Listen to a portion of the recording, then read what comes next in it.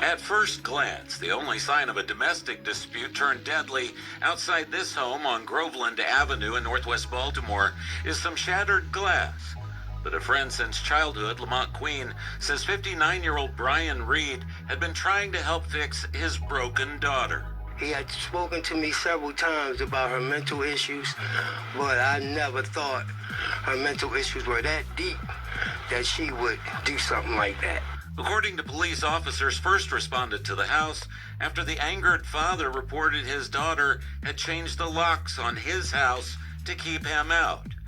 Less than an hour later, 37-year-old Shanelle Reed dialed 911 and reported her father had assaulted her.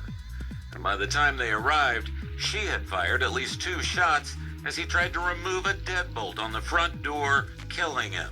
I watched them put him in the ambulance and take him to Sinai.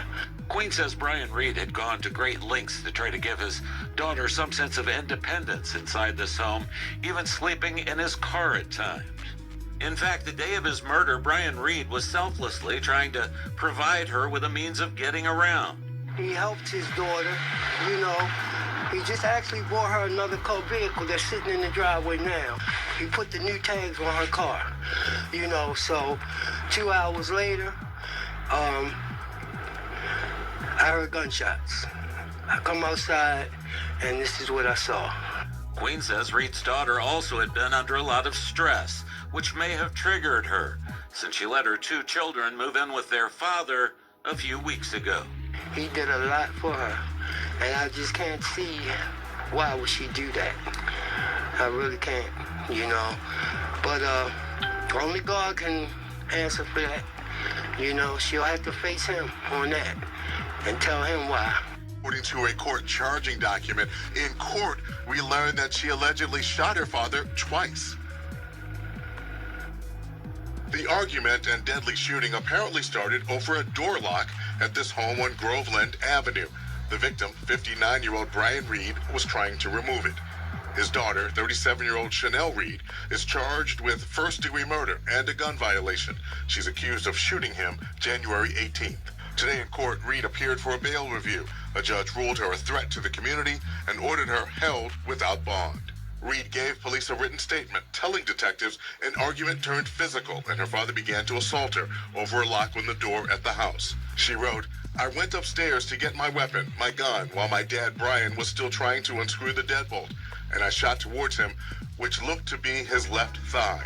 He seemed to hesitate while still working on the door, but then he eventually left the house, and I shot towards him once more and called 911 to let them know." According to the court record, outside of the house, police recovered a Glock handgun with 5 .40 caliber rounds in it, 2 shell casings, a screwdriver, and other items. Inside, they found more ammunition, 2 clear gel caps with a white powder substance, suspected drugs, a .40 caliber live round on the floor near the stairs, and a shell casing.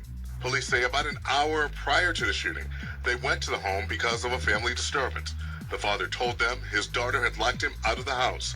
About 50 minutes later, Reed called and claimed her father assaulted her. As officers responded, she called again saying she shot her father. Now, Reed has another court hearing set for February 19th. Reporting live from South Baltimore, Barry Sims, WBAL-TV 11 News. Man, we back with another crazy story out of Baltimore about this disturbing crime about a daughter taking matters in her own hand and taking out her father, who only tried to help her during the rough times of her life. Now, this is a crazy situation because a lot of people always link mental health to these type of devastating crimes, but really, it's no such thing as mental health in a lot of these cases. That's just a cop-out. When I hear mental health,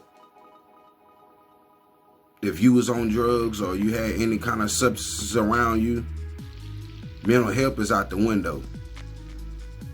But if you just a person who your whole life has always been, a mental health situation, and you got treatment, and you went to doctors, as a kid growing up and that was an issue, then yeah, I believe in that. But I just think a lot of people take mental health, you know, to a whole different level now when they done did a devastating crime like this, taking out a parent. Now it all started is the father let his daughter move in to help her get her life together. It seemed like she locked her own father out of his own house. So who wouldn't be mad at that? Anybody be mad if I let you stay at my house and I come back home and you done lock me out my own damn house, and then get mad when I try to take the deadbolts out. You know, it's just a devastating situation that a daughter gets so angry at a parent that's just trying to help, and you just take his life. She said she shot and thought she shot him in the thigh, but I'm looking at, look like she shot through the door. So how did you think that you shot him in the thigh? Then when he started walking away, she said she shot again. You know, like I said, this is a devastating situation. And when you have family members that's going through a rough time in their life, sometimes you can't help them. They can even be your own kids. Sometimes you just gotta let them, you know, go through that type of shit on their own, because you helping them will put you in a bad situation. And they try to take over the stuff that you got because they think they're entitled to it. You know, and something bad happened to you and you lose your life. You know, it's devastating nowadays that you got family members that'll take you out or hurt you trying to help them. But like I said, once drugs involved, any kind of substance, it's a wrap, man. Because it takes over their mind, body, and soul. And they'll do anything to try to keep everything to themselves. But like I said, you know, it's just a devastating situation as you would try to help, you know, your daughter, your kids. And in the end, in return, you get your life taken. Sometimes it's gonna hurt, or sometimes you can't, you know, once your kids get grown and get out your house and move on with life, you gotta just let them do what they do. You can't try to help them, because you helping them will turn out to your life getting taken. But like I said, this is another crazy situation, devastating crime. Now the kids, her two kids, gotta go without a mother because she decided to try to take over her father's house. You know, and the family hurt. They lost 2 members because she gonna get a life sentence for this. She got charged with 1st-degree murder. No bond. You know, so it's another crazy situation. But let me know what y'all think about this crazy crime, man. We in our last days. We want to send condolences to the family, prayers to the family.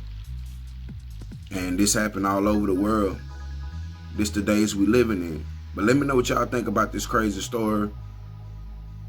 Daughter takes matters in her own hand, shoots and kills her own father who trying to help her. But let me know what y'all think about this crazy story. We out.